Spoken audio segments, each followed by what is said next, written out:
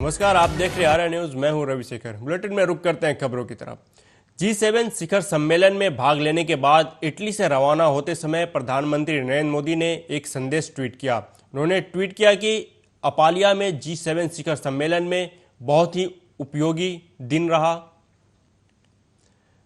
विश्व नेताओं के साथ बातचीत की और विभिन्न विषयों पर चर्चा की। साथ मिलकर हमारा लक्ष्य ऐसे प्रभावशाली समाधान तैयार करना है जो वैश्विक समुदाय को लाभ पहुंचाए और भविष्य की पीढ़ियों के लिए एक बेहतर दुनिया का निर्माण करे। साथ ही पीएम मोदी ने इटली के लोगों और सरकार को उनके गर्मजोशी भरे आतिथ्य के लिए धन्यवाद दिया। इससे पहले G7 शिखर सम्मेलन के आउटरीच सत्र में अपने संबोधन के दौरान प्रधानमंत्री नरेंद्र मोदी ने कहा कि पिछले सप्ताह आप में से कई लोग यूरोपीय संसद के चुनाव में व्यस्त थे। कुछ मित्र आने वाले समय में चुनाव के उत्साह से गुजरेंगे। उन्होंने कहा कि भारत में भी कुछ महीने पहले चुनाव का समय था। तकनीक के सर्वव्यापी उपयोग से पूरी चुनाव प्रक्रिया निष्पक्ष और पारदर्शी बनी है। पीएम मोदी ने कहा कि यह मेरा सौभाग्य है कि भारत की जनता ने मुझे लगातार तीसरी बार उनकी सेवा करने का अवसर दिया है। इस ऐतिहासिक जीत के रूप में भारत की जनता ने जो आशीर्वाद दिया है वह लोकतंत्र की जीत है।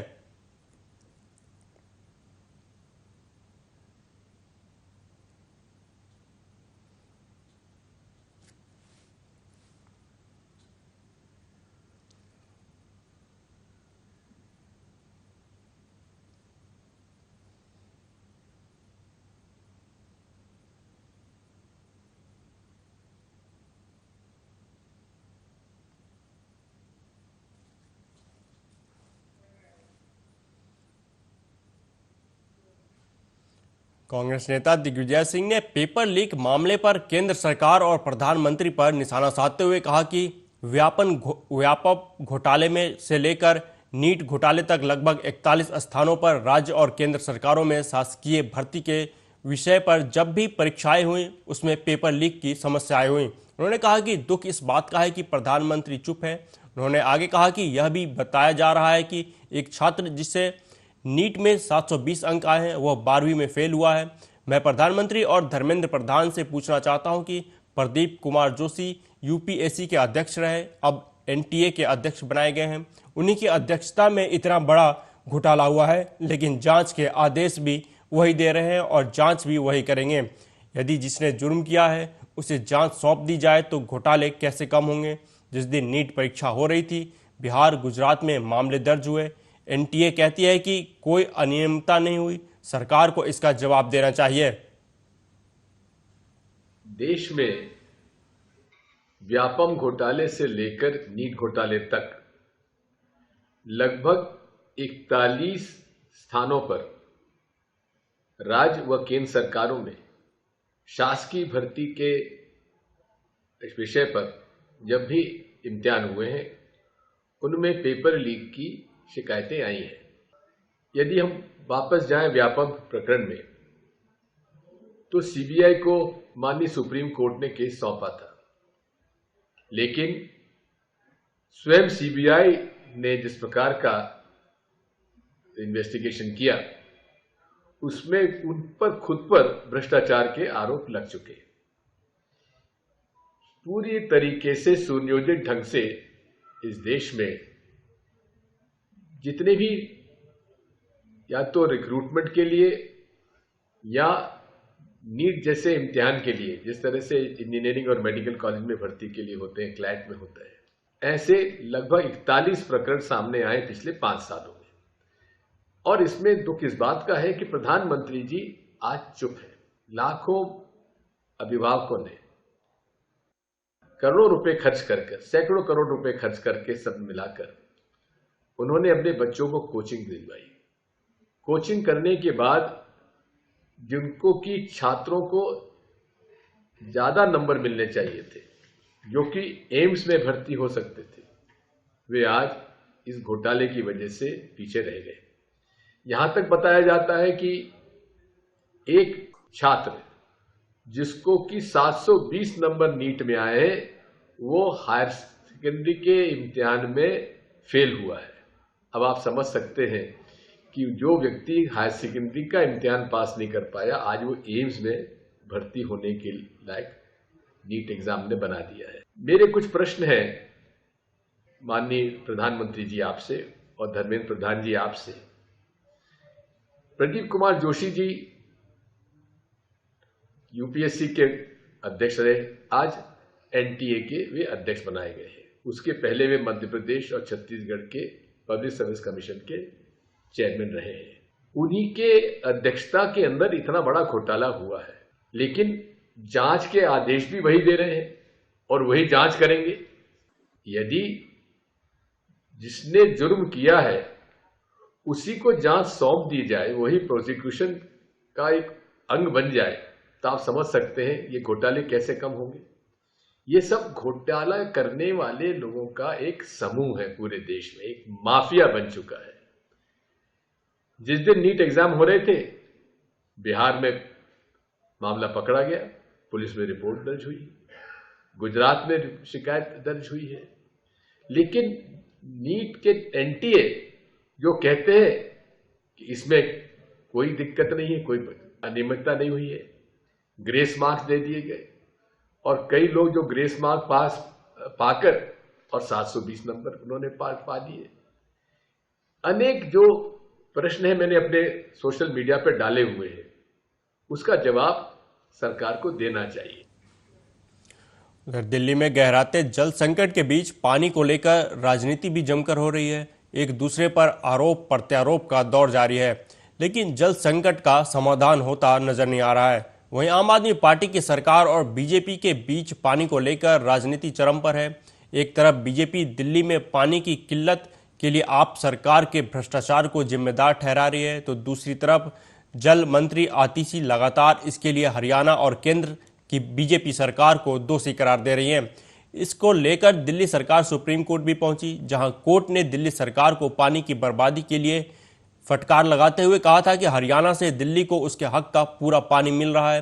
हालांकि दिल्ली में पानी की किल्लत को देखते हुए कोर्ट ने हिमाचल प्रदेश सरकार को उनके पास पड़े अतिरिक्त 137 क्यूसेक पानी को दिल्ली को देने का निर्देश दिया था। वहीं जल मंत्री आतिशी का कहना है कि अगर हरियाणा से पूरा पानी मिल रहा है और हिमाचल प्रदेश से भी अतिरिक्त पानी की व्यवस्था कोर्ट द्वारा कराई गई है, तो फिर अब तक दिल्ली में जल संकट क्यों बना हुआ है। कहीं न कहीं इसका कारण दिल्ली में पानी की बर्बादी, टैंकर माफियाओं द्वारा पानी की चोरी और अक्षम पानी प्रबंध है। वहीं जल मंत्री आतिशी के इस बयान पर दिल्ली बीजेपी के अध्यक्ष वीरेंद्र सचदेवा ने पलटवार करते हुए कहा कि आम आदमी पार्टी का एक फिल्मी पार्टी है। उनके पटकथा लेखकों के पास अपनी विफलता का बचाव करने के लिए बहाने समाप्त हो गए हैं। उन्होंने कहा कि जब दिल्ली सरकार को सुप्रीम कोर्ट से फटकार और पानी की चोरी और ट्रांसमिशन लीकेज नुकसान को रोकने में सरकार की विफलता पर दिल्ली के लोगों द्वारा निंदा पर दिल्ली के लोगों को जवाब देने का दिन है, तो आतिशी ने फिर से पुरानी स्क्रिप्ट का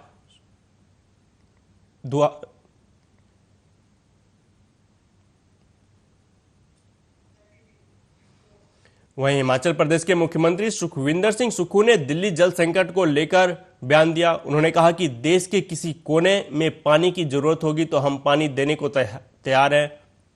उन्होंने कहा कि लेकिन हमारे और दिल्ली के बीच हरियाणा आता है। मुख्यमंत्री सुखविंदर सिंह सुक्खू ने कहा कि हमने तो समझौता किया हुआ है और हमने पानी भी छोड़ा है। हरियाणा की सीमा के आगे तो हरियाणा सरकार को पानी छोड़ना है। मैंने अपने अधिकारियों के साथ बैठक भी की है। हिंदुस्तान के किसी भी कोने में अगर पानी की जरूरत होगी तो हम सारा पानी देने को तैयार हैं। उन्होंने कहा कि दिल्ली और हिमाचल के बीच में हरियाणा आता है। हरियाणा को देखना है कि वो पानी क्यों नहीं छोड़ रहे हैं। जो तो पानी की समस्या की बात है, हिमाचल के पास जितना भी पानी है, अपने राज्य की जरूरत को छोड़कर हम सारा पानी, चाहे दिल्ली है चाहे कोई और राज्य है, हम उनको देने के लिए तैयार है, क्योंकि हिमाचल प्रदेश भी इस देश का एक भाग है। तो पानी रोकने का कोई औचित्य किसी प्रकार से नहीं बनता। लेकिन जो लीगल हिच है, जैसे कि पानी ने आना है तो हरियाणा से होकर आना है, फिर वो दिल्ली पहुंचेगा, तो वो हरियाणा गवर्नमेंट से दिल्ली को सहमति बनानी है, हमें कोई हिच नहीं है। देखिए, राष्ट्रीय स्वयंसेवक संघ के नेता इंद्रेश कुमार ने लोकसभा चुनाव के नतीजे पर बड़ा बयान दिया। उन्होंने सत्तारूढ़ बीजेपी को अहंकारी और विपक्षी इंडिया ब्लॉक को राम विरोधी करार दिया है। इंद्रेश कुमार ने कहा कि राम सबके साथ न्याय करते हैं। 2024 के लोकसभा चुनाव को ही देख लीजिए, जिन्होंने राम की भक्ति की लेकिन उनमें धीरे धीरे अहंकार आ गया, उस पार्टी को सबसे बड़ी पार्टी बना दिया, लेकिन जो उसको पूर्ण हक मिलना चाहिए, जो शक्ति मिलनी चाहिए थी, वो भगवान ने अहंकार के कारण रोक दी। इंद्रेश कुमार ने आगे कहा कि जिन्होंने राम का विरोध किया उन्हें बिल्कुल भी शक्ति नहीं दी, उनमें से किसी को भी शक्ति नहीं दी। उन्होंने कहा कि सब मिलकर भी नंबर 1 नहीं बन पाए, नंबर 2 पर खड़े रह गए। इसलिए प्रभु का न्याय विचित्र नहीं, सत्य है और बड़ा आनंददायक है। तुम्हारी अनास्था का यही दंड तुम्हें है कि तुम सफल नहीं हो सकते। जिन्होंने राम की भक्ति की पर धीरे धीरे अहंकार आ गया, उस पार्टी को सबसे बड़ी पार्टी घोषित कर दिया और उसका और जो पूरा उसको मत मिलना चाहिए, जो शक्ति मिलनी चाहिए, वो भगवान ने अहंकार के कारण रोका। जिन्होंने राम का विरोध किया उनमें से किसी को भी शक्ति नहीं दी, सब मिलकर भी नंबर 1 नहीं बने, नंबर 2 पर खड़े कर दिए। इसलिए प्रभु का न्याय बड़ा विचित्र नहीं है, बड़ा सत्य है, बड़ा आनंददायक है। इसलिए जिस पार्टी ने भक्ति की, अहंकार आया उसको। तो वहीं आरएसएस नेता इंद्रेश कुमार के इस बयान ने तूल पकड़ लिया। इंद्रेश कुमार के बयान पर छत्तीसगढ़ के मुख्यमंत्री विष्णुदेव साय ने कहा कि भाजपा को जितनी सीट मिली है उतना कांग्रेस के 3 गुना चुनाव की गणना भी अगर करे तो वो पूरा नहीं कर पाते हैं।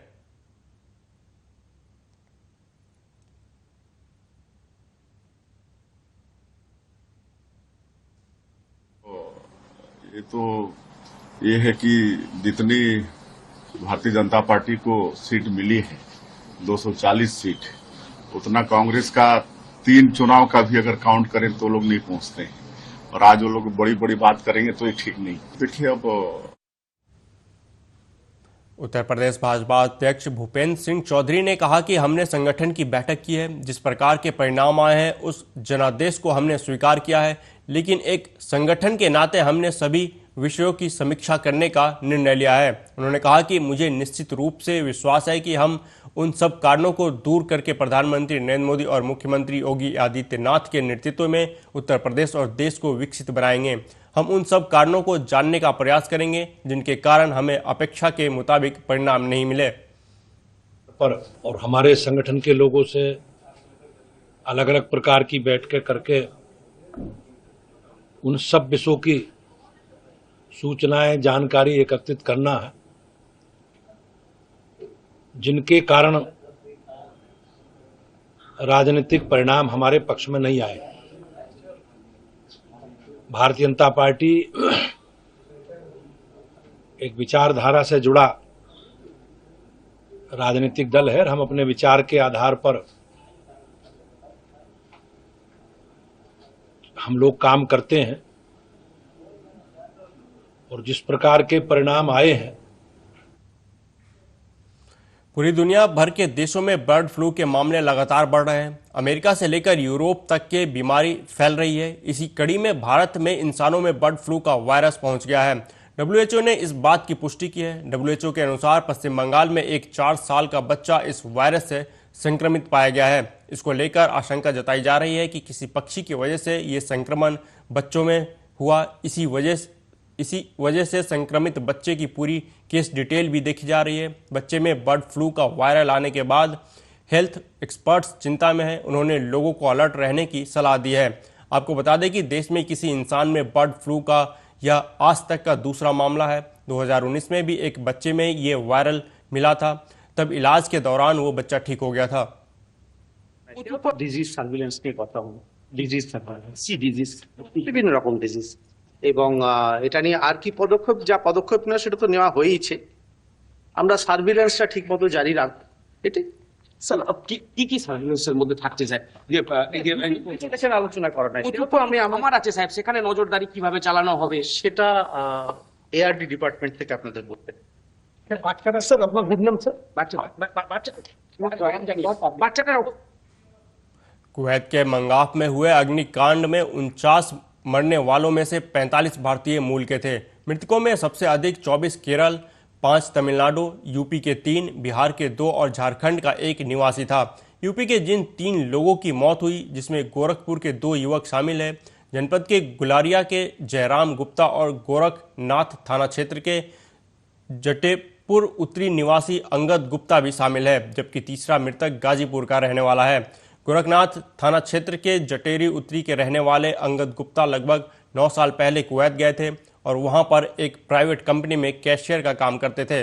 गुरुवार को मंगाप शहर के एक बहुमंजिला मॉल में हुए अग्निकांड में उनकी मौत हो गई।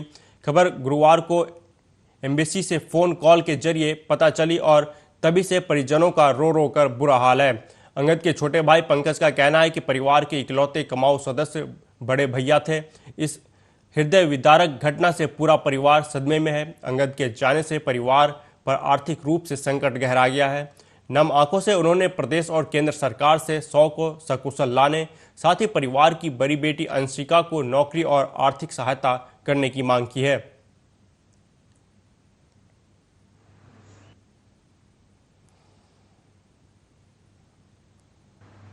मामला सर यही है, कुवैत में जो बिल्डिंग में आग लगा है उसी में भाई साहब की डेथ हो गई है, वो जल करके मर गए। कब जानकारी हुई, कैसे पता चला? जानकारी सर हमको हुआ है दोपहर के 2 बजे सर। हम ड्यूटी पे थे, ड्यूटी पे घर वालों का फ़ोन आया। घर उस समय तो नहीं बताया, फिर किसी तरह घर पर आए हम तो घर पे पता चला ऐसा ऐसा बात है। फिर पता चला कि एमबीसी से फ़ोन आया था तो ऐसा बात पता चला कि भाई साहब दुनिया में रहने उनकी मृत्यु। कब कुवैत गए थे, कैसे पता? कुवैत सर 8 साल पहले गए थे। सुल्तान मार्केटिंग कंपनी था, बीच में ये 15 दिन पहले सुल्तान मार्केटिंग छोड़ करके किसी दूसरे कंपनी में गए, वहीं पर ये हादसा हुआ है सर। मामला सर यही है। रायबरेली में कलयुगी बेटे ने बुजुर्ग पिता को लाठी डंडे से पीट कर अधमरा कर दिया। हमले में बुजुर्ग पिता बुरी तरह से घायल हो गया, जिसको स्थानीय लोगों की मदद से अस्पताल में भर्ती कराया गया, जहां बुजुर्ग पिता का इलाज चल रहा है। डॉक्टरों ने प्राथमिक उपचार के बाद बुजुर्ग की गंभीर हालत को देखते हुए जिला अस्पताल रेफर कर दिया। लालगंज कोतवाली क्षेत्र चिलौला गांव का ये मामला है। अलीगढ़ के थाना बन्ना देवी स्थित बुरैला इलाके में नकाबपोश बाइक सवार लुटेरों ने उज्वीन स्मॉल फाइनेंस प्राइवेट बैंक कर्मी से 5 लाख से भरा हुआ बैग छीनकर फरार हो गए। पीड़ित ने बताया कि बैंक का पैसा लेकर आ रहा था। जैसे ही गली में से मुड़ा, सामने से घात लगाए 2 बदमाशों ने चाटा मारकर और तमंचा दिखाकर बैग छीनकर फरार हो गए। बैंक कर्मी के मुताबिक जिस वक्त यह वारदात हुई वह 3 ब्रांच का पैसा लेकर आ रहा था। बैग में करीब 5 लाख रुपए थे। कर्मचारी के साथ मेरे पास 12:15 बजे करीब फ़ोन आया था कि मेरे साथ छीना झपटी हो गई है, आप आ जाइए। तो मैं वहाँ जाके वारदात की जगह पहुँचा। तो वहाँ जाके हमने कॉल करने की कोशिश करी, 112 पे कॉल नहीं लगी। तब ITI चौकी में गया था, ITI चौकी पे काम नहीं हो पाया। वहाँ पे गए तो वहाँ पे कोई मिल नहीं पाया था पुलिस में जो है। फिर उन्होंने कहा, एक वहाँ लोकल मिले थे, उन्होंने कहा थाने चले जाइए। तो थाने से सर ने यहाँ पे टीम भेजी और वहाँ वारदात के एरिया पे भेजा था। कितने पैसे की लूट बताया? इन्होंने जो हमें बताया 5 लाख प्लस की अमाउंट का बताया। बताइए, आप जब मौके पे पहुंचे आपका फाइनेंस कर्मी आपको किस हालत में मिला था? वो जमीन पे लेटे हुए थे, बाइक उनकी गिरी हुई थी और वहाँ पे लोकल्स थे, 5-7 लोकल जो उनके मतलब एरिया के थे। बताइए, आज दिनांक 13/6/2024 को समय करीब 12:30 बजे थाना बन्ना देवी का प्रकरण प्रकाश में आया है, जिसमें एक व्यक्ति जो प्राइवेट फाइनेंस कंपनी में रुपये कलेक्शन का काम करता है से बैग छीनने की सूचना प्राप्त हुई। बैग में लगभग 5 लाख रुपए बताए जा रहे हैं, जिसके संबंध में कंपनी मालिक से तहरीर प्राप्त कर अग्रिम कार्रवाई अमल में लाई जा रही है। फिलहाल इस बुलेटिन में अभी तक के लिए इतना ही। देश दुनिया की तमाम खबरों के लिए देखते रहिए आर्या न्यूज। नमस्कार।